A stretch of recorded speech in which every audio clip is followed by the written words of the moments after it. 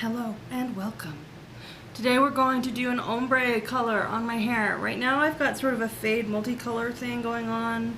It's got parts that are super blondie and parts that are pink and parts that are like lilac and gray, like my ends turned super grayish color. And it's not that it doesn't look cool, but it's uneven and it needs some work.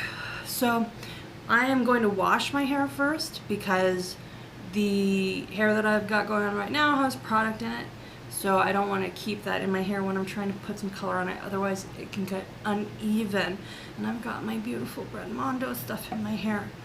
This is hashtag not an ad, but I do love my Brad Mondo collection.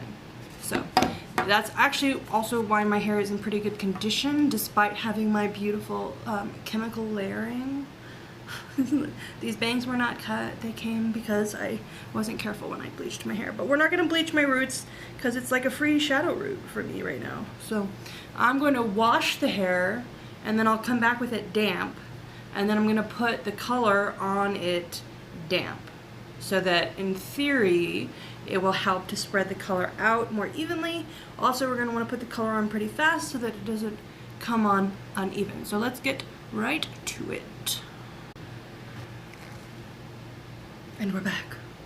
I've got gloves on. I've got my hair damp, although it's getting very dry very quick because I live in a desert. So dry hair is what I usually do this on, but Brad Mondo had said in a video that doing it on like damp hair is supposed to help the color be more even. Who knows? Now that my hair is partially wet and partially dry, it's probably gonna completely screw it up, but that's fine. It's fine. It's semi-permanent.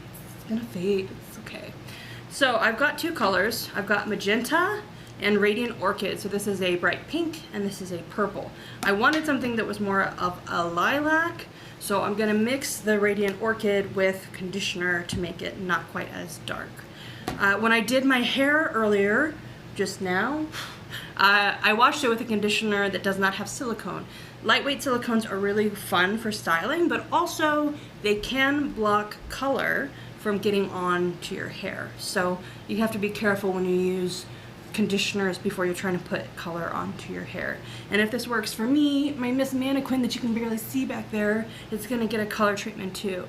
She's actually a wig for alopecia, and if this works well on me, because I normally don't use Ion, I usually use like Arctic Fox, but if it works well on me, I'm gonna do it on Miss Mannequin wig over there and send it to someone with alopecia so they can use it for Instagram fun or TikTok or whatever they want.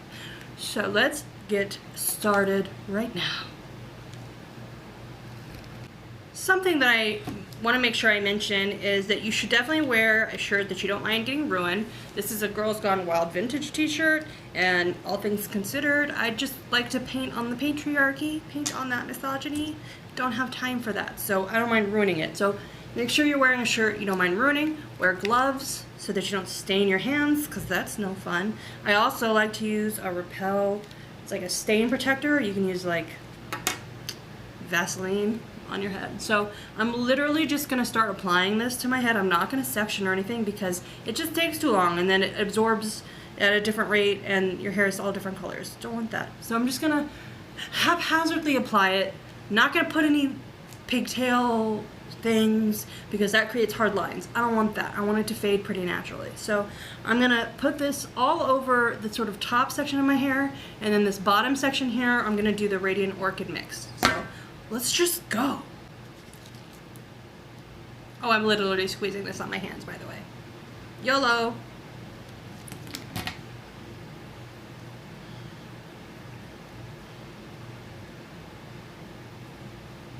We're going in.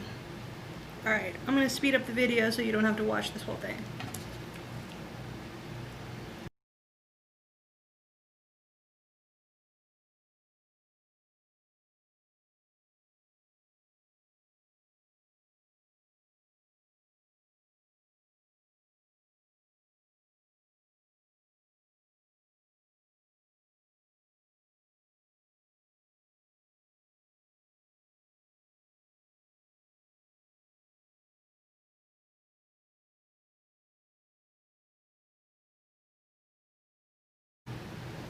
Purple is still very bright purple, not what I was intending.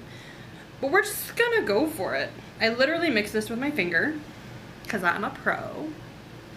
So now it's time to do a speed run of just putting this all over the remaining ends of my hair.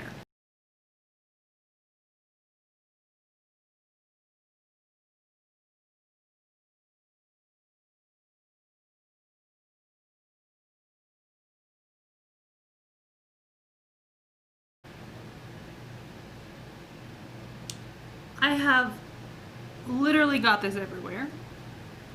Well, it's all over my pants and my shirt, and that's totally fine. You can see here I did put it up the hair shaft a little bit so that it kind of blends in. I think I'm going to do a little bit more on this side. But I put it all on the ends, and then I worked it up a little bit into the pink color. So I'm going to do a little bit more on that. But anyway, while I'm talking to you, that way it sort of blends together. And they're complementary colors, so it's not like if you put some black and teal and then make it muddy, I don't know. This probably won't work with colors that aren't very complementary, but it works with a color like purple and pink. So I work it up into the pink area. I massage it into the hair so that it saturates all of the hair strands. And this is much easier because it's got some conditioner in it. So, wow, I am a mess. This is gonna stain my skin so bad. Even when I come back, I'm definitely gonna have all this crap on my face. I should have just like bathed in Vaseline before I did this, oh my god. Okay, it's fine. Let's get some more mess on my shirt. Put my handprints. Okay, so we're gonna let this sit for a good 20 or 30 minutes, and then we're gonna rinse it out and see what happened. Welcome back, distinguished guests. We have pink and purple ombre here. We're wearing a mask for safety. Bling bling. And there you have it. There are some spots that did not take evenly. Got a little bit of fade in the middle. But overall, pretty happy with it. Pretty good. Looking nice. So I'll catch you next time when we make more mistakes. Have a good one.